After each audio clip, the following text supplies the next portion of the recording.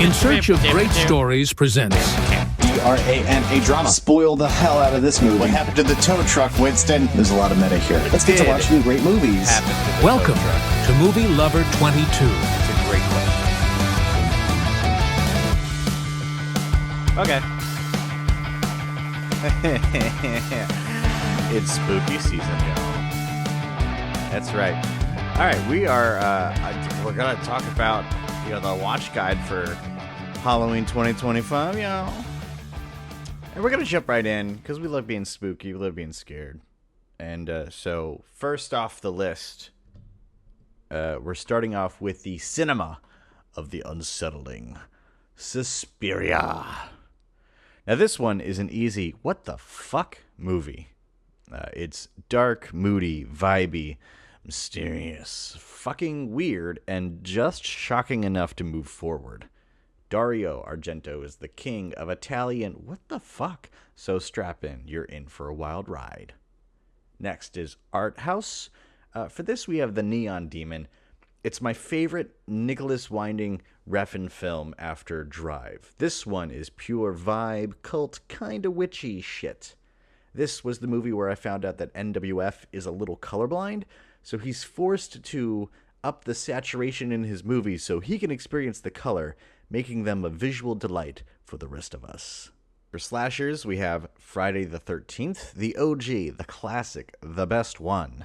Visit Camp Crystal Lake, go back to the roots, and have a damn good time. Hell, watch the second one while you're at it. There's 12 of them. And the quality definitely diminishes over time, but the first one is plenty fun. For supernatural flicks, we have Late Night with the Devil. This one will sit with you for a bit. It's pretty unexpectedly good, given that it's a modern American movie, but it plays well within the setting of a late-night television show in the 70s. It has its fair share of great moments and will keep you engaged the whole time. It's fucking weird. Slow burn is Midsommar. Probably the definition of the modern slow burn in horror. A very different film than Ari Aster's Hereditary, jarring in its own way. It's a bit like a slow descent into madness, like realizing you're unwelcome. At least for some. For others, they're invited to join in. For teen horror, there's Talk to Me. This was a fun flick from Australian filmmakers their names, Michael and Danny Filippo. I don't know how to say it. I saw this one in theaters, and it's not perfect. It's not. But it's mostly pretty clever and has some good atmosphere and great acting from its performances. It's uncomfortable and does the job nicely. For a cult classic, there's 28 Days Later. Oh, hell yeah. Bring out the indie flicks. This one might freak you out, and I love that it's very character-focused and introduces the main conflicts through the lens of what the characters are going through, especially in the last act of the movie. Once they meet up with the soldiers, it's a whole different game, and you can skip the sequels, all of them. For a remake, we have Dawn of the Dead 2004. Okay. We're going back-to-back zombies here. This is one of the few remakes I think is dope as hell. Michael Kelly being an asshole. Ving Rhames with a shotgun. Mekhi Phifer. What's-his-face? And what's-her-name? The best version of Down with the Sickness ever recorded. This is just a dope movie, and it's probably Zack Snyder at his best. For a kid's movie, we have Coraline. And okay, let's be real. This is not a kid's movie. I saw this for the first time about a year ago, and it's shocking what this movie contains. Kind of like how The Neverending Story is its own little traumatizing kids movie. But Coraline is good. It's plenty creepy. Let's go hard. Good alien movie. We have Invasion of the Body Snatchers. This is a peculiar movie. This is 1978 we're talking about. Honestly, go into this knowing as little as possible, because spoilers are everywhere, and I mean everywhere, even in their stupid marketing. Even in the, you Google it, and it's there. I knew the ending of this movie without even knowing it when I was a teen, being introduced to some of the legends of the horror world. This movie is decently thrilling, has a young Jeff Goldblum, a stellar Donald Sutherland, Brooke Adams, Veronica Cartwright, Leonard Nimoy. It's full stack and a hell of a film. For body horror, we have Reanimator. Definitely a cult classic here. I've stated before, I'm not a big body horror guy, but this is probably the best one I've seen, personally.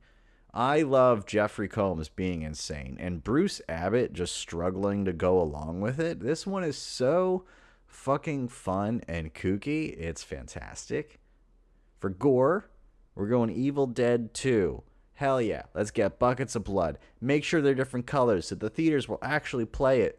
This is another film that I found funny as shit, and my friends didn't, but it is actually hilarious. Check it out. Good party movie for sure. For found footage, we're going VHS 2. Now, I just watched VHS Beyond last week, and good lord, how far the mighty have fallen. The original VHS is a little jarring at moments, but it certainly has its strong points and was, honestly, perfected in the sequel. These horror vignettes only get stronger and more challenging as the set continues, and the finale is something I still think about to this day, clearly. For a foreign film, Ju-on. Holy shit. Just the bedsheet scene alone is enough to get on this list.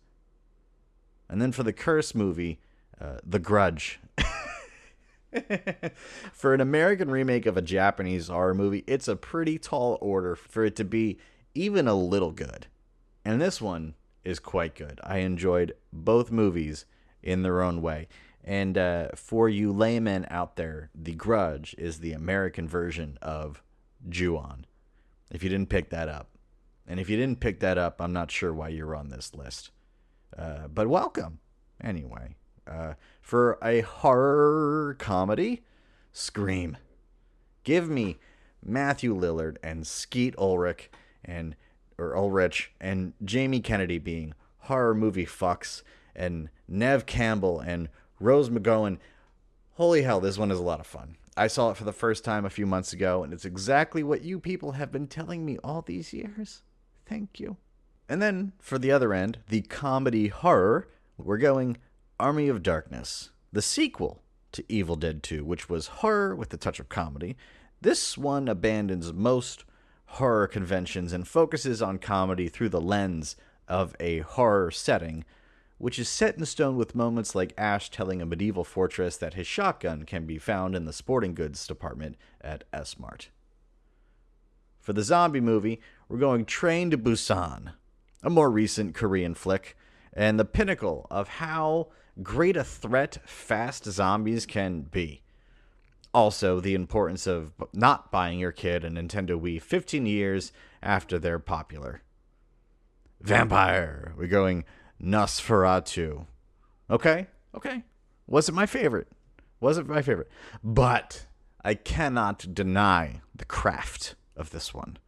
Turn all the lights off. Let the vibe take hold. Enjoy the performances, the themes, the tone. Good lord, the tone. For monster movie, we're going The Descent. A sleeper hit for me.